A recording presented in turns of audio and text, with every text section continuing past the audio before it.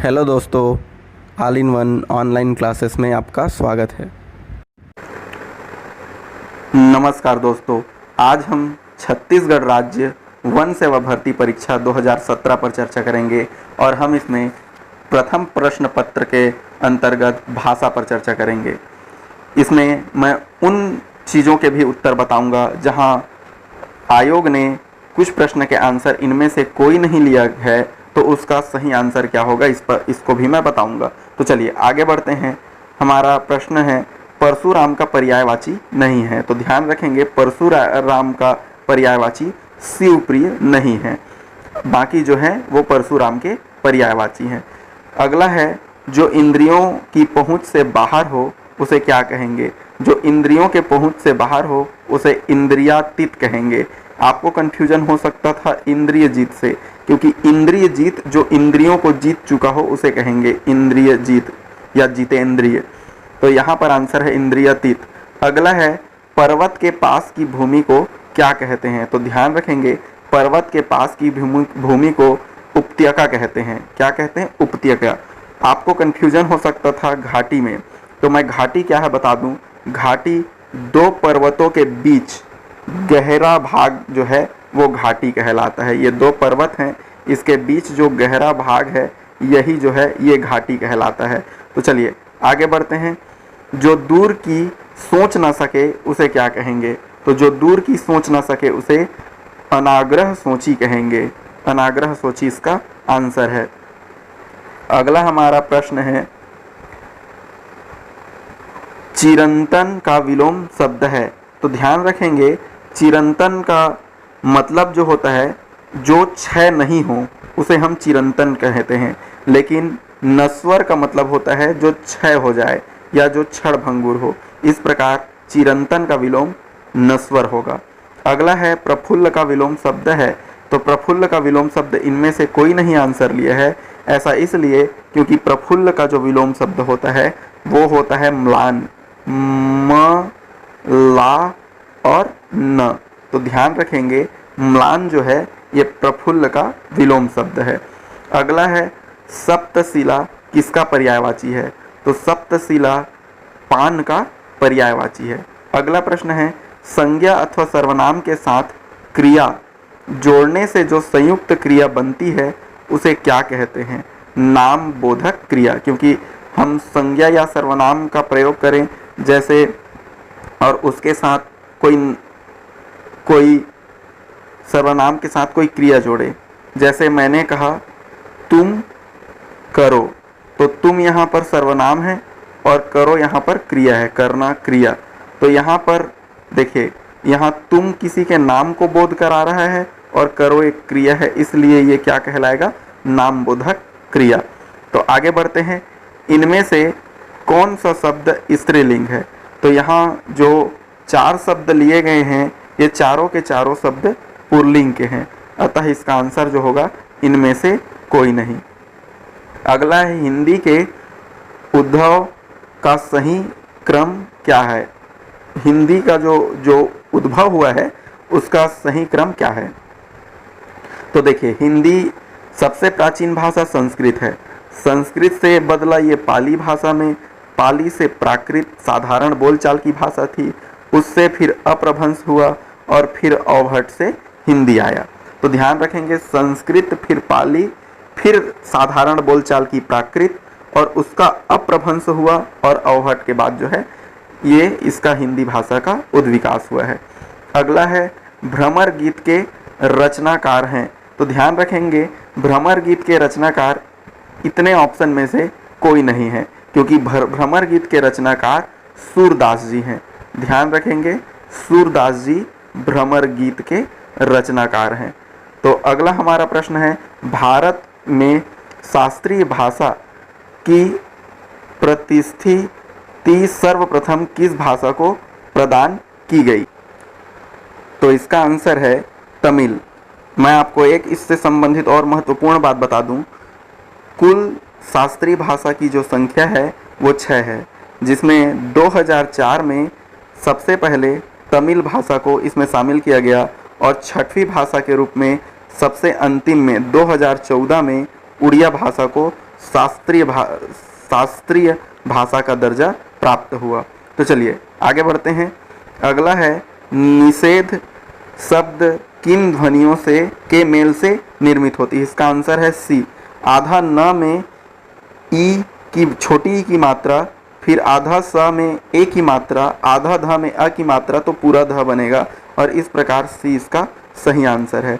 अब अगला प्रश्न है राम शब्द में कितने वर्ण हैं? ध्यान रखिएगा, राम में पहले आधा र रहेगा, फिर आ की मात्रा रहेगा और फिर म में आधा म रहेगा और इसको पूरा करने के लिए अ बनेगा। तो इस प्रकार 1 2 3 4, इसमें संख्या है कितना? 4। आगे बढ़ते हैं। अगला प्रश्न है हिंदी किस परिवार की भाषा है? तो हिंदी भारोपीय परिवार की भाषा है। अगला है खड़ी बोली का मूल नाम क्या है? कौरवी। खड़ी बोली का मूल नाम कौरवी है। किस तरह का वाक्य है? सबको अपना काम समय पर पूरा करना चाहिए। ये विधिवाचक वाक्य है और विधिवाचक को ही हम क्या कहते हैं? विधानार्थक। क्योंकि आज्ञावाचक रहता तो अपना काम समय पर पूरा करो होता, संकेत रहता तो एक वाक्य दूसरे पर आधारित हो, ऐसा कोई 2 वाक्य रहता, और इच्छा बोधक रहता तो जनरली जो आशीर्वाद जैसे शब्द होते हैं वो इच्छा बोधक होते हैं। तो अगला भाग है छत्तीसगढ़ी भाषा। इसमें हम देखेंगे, प्रश्न है हमारा, इनमें से कौन सा शब्द बहुवचन है? तो कुकुर मनहर, जब हम बहुत सारे कुत्तों को देखेंगे तो हम कुकुर मनहर कहेंगे और इस प्रकार कुकुर मनहर ये बहुवचन शब्द है। इसी प्रकार अगला प्रश्न है निम्नलिखित में से कौन से पौधे या वृक्ष दूध वाले हैं? मतलब जिसको तोड़ने पर या उसके छाल निकालने पर उससे दूध निकले। तो बरगद का पेड़ और जो है डूमर का जो पेड़ होता है, संतौन का जो पेड़ होता है, इससे दूध निकलते हैं। इस प्रकार इसका आंसर है 1 2 5। अगला है टहलू में कौन सा प्रत्यय है? प्रत्यय पीछे लगता है। टहलना एक क्रिया है और उसमें उ लगा है, तो इस प्रकार उ जो है प्रत्यय है इसका। रिक्त स्थान भरिए। जेकर हाथ में लौठी भैया ओकर हाथ में भैंसा। जिसकी लाठी उसकी भैंस के जैसा ही है, तो ये भैंसा इसका जो है सही आंसर होगा। अगला है हमारा छत्तीसगढ़ी दान लीला किस पर केंद्रित है? तो ध्यान रखेंगे, छत्तीसगढ़ी दान लीला ये कृष्ण पर केंद्रित है। एक बात और महत्वपूर्ण है, यहाँ ये भी जान लीजिए कि दान लीला जो रचना है, इसके रचनाकार सुंदरलाल शर्मा है। तो ये भी ध्यान रखेंगे, पंडित सुंदरलाल शर्मा इसके रचनाकार है। अगला है वह पुत्र जो ओंख से अंतिम बार पैदा हुआ हो उसे क्या कहेंगे? उसे कहेंगे कोक पोछना। जो अंतिम पुत्र है, लास्ट पुत्र है, उसे हम कोक पोछना कहेंगे। अगला है दांत दिखाने वाला के लिए छत्तीसगढ़ी शब्द है दांत निपोरना। इसको तो आप जानते ही होंगे। अगला है कपिला शब्द का अर्थ क्या है? तो ध्यान रखेंगे, कपिला शब्द का अर्थ जो है काले रंग की गाय होता है, लेकिन काले रंग की गाय ऐसा कहीं भी ऑप्शन में नहीं है, इसलिए हमारा आंसर जो है ई होगा। ध्यान रखेंगे, काले रंग की गाय को कपिला कहते हैं। अगला है उब के लिए छत्तीसगढ़ी पर्याय जानना है। तो देखिए, उबन हम बोर होने को उबन कहते हैं और उसी को छत्तीसगढ़ी में अस्कट कहते हैं। ये इसका अस्कट जो है सही आंसर होगा। अगला प्रश्न है पैया में लागत हूँ चंदा सूरज के रे सोना के खालिस्तान जन्म झन दे। पैया में लागत हूँ चंदा सूरज के रे सोना के खालिस्तान जन्म झन दे। तो यहाँ पर आंसर आएगा तिरिया जन्म झन दे। तिरिया जन्म झन दे एक रचना भी है जो पालेश्वर शर्मा की रचना है। आगे हम देखते हैं छत्तीसगढ़ी शब्द झुलफुलहा शब्द का क्या अर्थ है? झुलफुलहा शब्द यहाँ पर गलत है, ये सही आंसर इसका सूर्योदय है। ये सूर्यास्त यहाँ गलत है, सूर्योदय इसका सही आंसर है। अगला है छत्तीसगढ़ी शब्द सागर के संपादक कौन है? तो पुनीत गुरुवंश छत्तीसगढ़ी शब्द सागर के संपादक है। पंडित मुकुटधर पांडे की साहित्य संगीत साधना के लेखक कौन कौन हैं? तो डॉक्टर विनय कुमार पाठक और डॉक्टर कावेरी दामड़कर इसके लेखक हैं। अगला प्रश्न है, शिव महापुराण का छत्तीसगढ़ी अनुवाद किसने किया? तो श्रीमती गीता शर्मा ने शिव महापुराण का छत्तीसगढ़ी अनुवाद किया।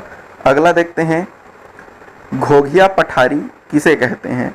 तो श्राद्ध कर्म कराने वाले जो पंडित हैं, जो ब्राह्मण हैं, उसी को ही घोघिया पठारी कहते हैं, ध्यान रखेंगे। बड़हर का अर्थ क्या है? तो बड़हर का अर्थ बड़ोरा है। बड़ोरा मतलब जो हवा चले तेजी से उसे बड़ोरा कहते हैं, घुमावदार, चक्रवात। अगला है, छत्तीसगढ़ी अव्यय चुनिए। तो मैं सबसे पहले बता दूं, अव्यय का मतलब होता है वो शब्द जो अविकारी है, जिसको लिंग वचन के आधार पर परिवर्तन ना किया जा सके। तो इस प्रकार यहाँ पर जो है संझा, संझा शब्द, संझा मतलब शाम, शब्द अव्यय है यहाँ पर, जबकि बाकी जो हैं ये सब संज्ञा हैं। तो ध्यान रखेंगे, इसका आंसर है संझा। तो दोस्तों, इसी प्रकार के एजुकेशन से संबंधित जानकारी एवं जॉब वैकेंसी से संबंधित जानकारी के लिए हमारे चैनल को सब्सक्राइब करिए। धन्यवाद। जय हिंद, जय भारत।